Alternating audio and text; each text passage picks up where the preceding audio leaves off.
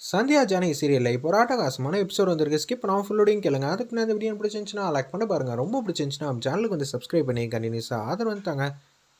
நம்ம மாயா கிட்ட வந்து சீன் வந்து எமோஷனலாக பேசுகிறாங்க. உண்மையிலேயே எனக்கு உன்னை ரொம்பவே பிடிச்சிருக்கு. உனக்கு என்ன பிடிச்சிருக்கா இல்லையான்னு எனக்கு தெரில. ஏன்டா நீ ஏன்டா இப்படியெல்லாம் கேள்வி கேட்டுட்டு இருக்க? எனக்கு என்ன சொல்கிறதுனே தெரியல. முதல்ல நான் எதுக்கு ஒன்றை லவ் பண்ணணும்? நீ வேணால் ஒன் சைடாக என்னை லவ் பண்ணியிருக்கலாம். அது உன்னோட இயல்பாக இருந்திருக்கலாம், இல்லை பார்த்தோன்னு பிடிச்சிருக்கலாம். அதுக்குன்னு நான்லாம் உன்னெல்லாம் லவ் பண்ண முடியாது. மாயா நீ கன்சிடர் பண்ணக்கூடாதா? நான் எப்படி கன்சிடர் பண்ணுவேன்? நீயே யோசிச்சு பாரு. நீ ஒன் சைடாக லவ் பண்ண. அந்த ஒன் சைடாக லவ் பண்ணதுக்கு நீ நேர்மையாக வந்து நடந்துக்கிட்டியா? என்ன சொல்கிற? எனக்கு ஒன்றும் புரியல.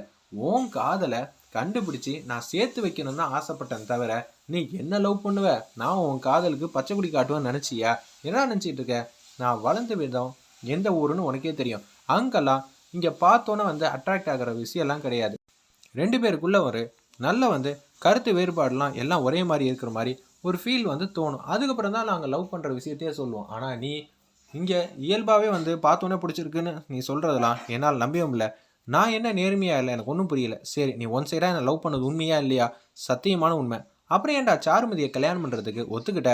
ஒரு வேளை நீ சாருமதி வந்து கல்யாணம் பண்ண மாட்டேன், உன்னோட ஒன் சைடு காதலுக்காக நேர்மையாக இருந்து அதுக்கப்புறம் நீ என்னதான் லவ் பண்ணன்னு எனக்கு தெரிஞ்சிருந்தா மேபி என் மனசுக்கு பரவாயில்ல, ஒன் சைடாக லவ் பண்ணதுக்கே இவன் இவ்வளோ உத்தமனாக இருக்கானே, அந்த காதலுக்கு நம்ம பச்சை கொடி வந்து காட்டலாங்கிற மாதிரி ஒரு சின்னதாக ஒரு எண்ணம் ஸ்பார்க் வந்து தோணியிருக்கும்.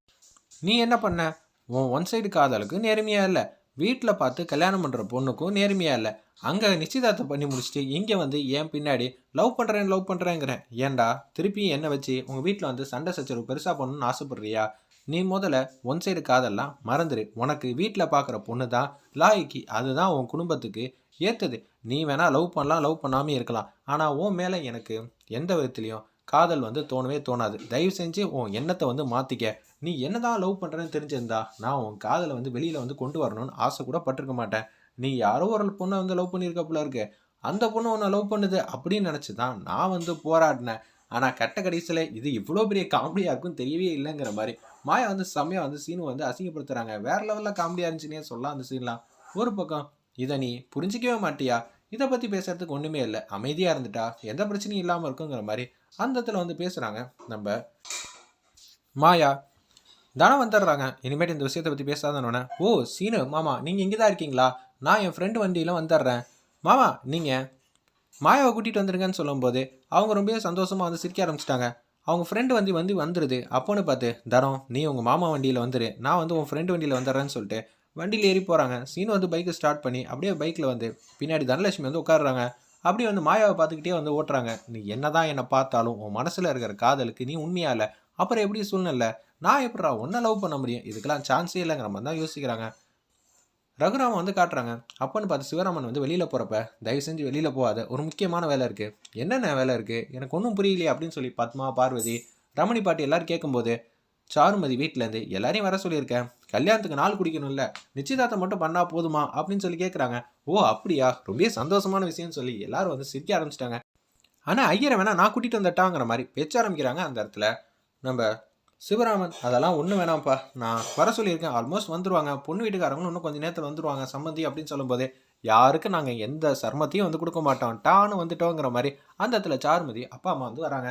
நீங்கள் வந்துட்டீங்களா, உட்காருங்கன்னு சொல்லுவோன்னா கொஞ்சம் நேரத்தில் வந்து ஜோசியக்காரங்க வந்துட்டாங்க. அந்த இடத்துல ஜாதகத்தை வந்து கொடுங்க அப்படின்னு சொல்லும்போது ஜாதகத்தை வந்து பார்க்குறாங்க. நாள் பார்க்குறதுக்கு முன்னாடி நான் கேட்குற கேள்விக்கு வந்து கரெக்டாக சொல்கிறீங்களா? பொண்ணுக்கு வயசுக்கு வந்தோன்னே சடங்கெல்லாம் பண்ணுவாங்களே, அதெல்லாம் பண்ணிட்டீங்களான்னு கேட்குறாங்க. அப்படியே திருத்தன்னு முழிக்கிறாங்க. சாரிங்க மன்னிச்சிருங்க. அப்போன்னு பார்த்து சாருமதிக்கு வந்து உடம்பு முடியாமல் போனதுனால நாங்கள் வந்து இந்த ஃபங்க்ஷனை வந்து செய்ய முடியாமல் பண்ணிட்டோம். அதனால கல்யாணத்தில் எதுவும் சிக்கல் இருக்கா? அப்படியெல்லாம் இல்லை, சிக்கல் இருக்குதான். ஆனால் கல்யாணத்துக்கு முன்னாடி இந்த மாதிரி சடங்கெல்லாம் என்னென்ன இருக்கோ மாப்பிள்ளை வீட்டு சைடும் வந்து பண்ணிக்கலாம், பொண்ணு வீட்டு சைடும் பண்ணிக்கலாம், தாராளமாக பண்ணிடலாம் அப்படின்னு சொல்லி சந்தோஷமாக வந்து பேசுகிறாங்க. எந்த வீட்டில் பண்ணலாங்கிற மாதிரி கேட்குறாங்க. அந்த இடத்துல நம்ம சாருமதியோட அப்பா அம்மா, உங்கள் வீட்டில் பண்ணாலும் எனக்கு சந்தோஷம் தான், எந்த பிரச்சனையும் இல்லைன்னு சாருமதியோட அப்பா சொன்னனால, டபுள் ஓகே, பொண்ணு இங்கே தானே வந்து வாழ போகிறா, அதனால் இங்கேயே ஃபங்க்ஷன் வந்து கோலாகலமாக கொண்டாடிடலாங்கிற மாதிரி ரகுராம்லேருந்து எல்லோரும் பேசும்போது, ஏங்க நம்ம தனத்துக்கும் அந்த மாதிரி ஃபங்க்ஷன் வந்து பண்ணலல்ல, ஏன்னா கல்யாணத்துக்கு முன்னாடியே வந்து பண்ணிட்டா நல்லதுங்க, ஒரே நேரத்தில் வந்து 2 ஃபங்க்ஷனும் பண்ணால் ரொம்ப சூப்பராக தானே இருக்குங்கிற மாதிரி அந்த இடத்துல வந்து யோசிக்கிறாங்க பத்மா, பார்வதியிலேருந்து எல்லாரும். ஏன்னா அந்த மாதிரி நேரத்தில் தான் வந்து அவங்களுக்கும் உடம்பு முடியாமல் போனதுனால இந்த ஃபங்க்ஷன் வந்து கோலாகலமாக கொண்டாடலான் இருக்காங்க. அப்போன்னு பார்த்து தான் யோசனை வந்து வருது. நம்ம ஜானகி அம்மாவுக்கு எல்லாருக்கும் வந்து பண்ணுறோம், மாயாவுக்கு பண்ணால் என்ன, சந்தியாவுக்கு வந்து சத்தியம் பண்ணி கொடுத்ததெல்லாம் ஞாபகப்படுத்தி பார்க்குறாங்க. உன் பொண்ணுக்கு என்னெல்லாம் பண்ணுறியோ அதே மாதிரி என் பொண்ணுக்கு பண்ணுவியாங்கிற மாதிரி சத்தியம் பண்ணி கொடுத்தது எல்லாம் ஞாபகப்படுத்திட்டு இருக்காங்க. போய் ஜாதகத்தை எடுத்துருவாமா, தனலட்சுமி ஜாதகத்தையும் பார்த்துடலான்னு சொல்லிட்டு அந்த இடத்துல குடுகுடுன்னு போகிறாங்க. ரகுராம் ஏதோ ஸ்மெல் பண்ணிட்டாங்க. என்ன ஜானகி, என்ன உன்னோட சிந்தனையெல்லாம் வேற மாதிரி இருக்கு, உன் முகம் வந்து காட்டி கொடுத்துரும், அப்படியெல்லாம் ஒன்றும் இல்லைங்க அப்படின்னு சொல்லி சமாளிக்கிறாங்க. அந்த இடத்துல ரகுராம் கிட்ட நம்ம ஜானகிம்மா, மறைக்காத, நீ சங்கடமாக வந்து எதுவும் சொல்ல முடியாமல் யோசிக்கிறேனா, நிச்சயம் அது மாயாவை பற்றி தான் அப்படின்னு கேட்டோன்னே, கரெக்டுங்க, மாயாவுக்கு இது மாதிரி சடங்கெல்லாம் பண்ணி பார்க்கணுன்னு எனக்கு ரொம்ப ஆசையாக இருக்குது. நீ ஆசைப்படுற அளவு தப்பு இல்லை, ஆனால் நிச்சயம் நம்ம கலாச்சாரத்துக்கு ஏற்ற மாதிரிலாம் மாயாவால் நடந்துக்க முடியாது. இல்லைங்க, நான் சந்தியாவுக்கு பண்ணி கொடுத்த சத்தியம், நம்ம பொண்ணு மாதிரியே வந்து வளர்க்குறேன், உன் பொண்ணுக்கு என்னென்ன ஃபங்க்ஷன் இருப்பியோ அதெல்லாம் என் பொண்ணுக்கும் நடத்தி கொடுப்பியா அப்படின்னு சொல்லி கேட்குறாங்க.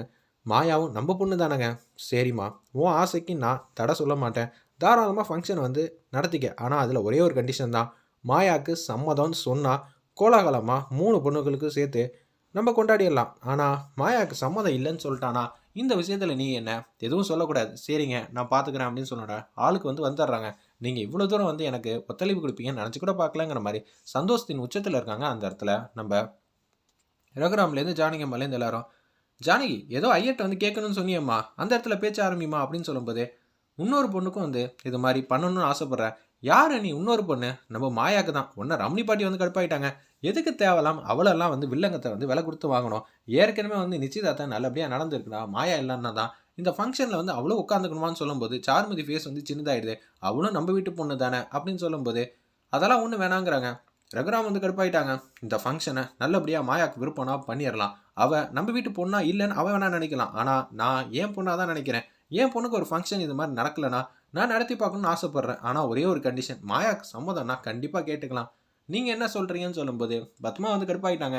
ஒன்று அவங்க ஹஸ்பண்ட் வந்து திட்டுறாங்க, சீனோட அப்பா, பத்மா சும்மானு இருக்கவே மாட்டியா, மச்சான் தான் சொல்லி முடிச்சிட்டார்ல, பேச்சுக்கு மறுவார்த்தை இருக்கா, அவர் நாலுத்தையும் தெரிஞ்சு தான் வந்து யோசிப்பாப்புல, ஊருக்கே வந்து நல்லது சொல்கிறவர் வீட்டுக்கு நான் தப்பான முடிவாக எடுப்பாங்க, மாயாவும் நம்ம வீட்டு பொண்ணு தான், நீங்கள் கரெக்டாக தான் முடிவு எடுத்திருக்கீங்க மச்சா, நான் எப்போதுமே உங்கள் சப்போர்ட்டு தாங்கிற மாதிரி சூப்பராக வந்து பேசுகிறாங்க. அந்த இடத்துல நம்ம சீனோட அப்பா அப்பன்னு பார்த்து ஸ்கூட்டிலேருந்து மாசா வந்து இறங்குறாங்க. மாயா, தனலட்சுமி, ஒரு பக்கம் சீனு அவர் பைக்கில் வந்து இறங்குறாரு.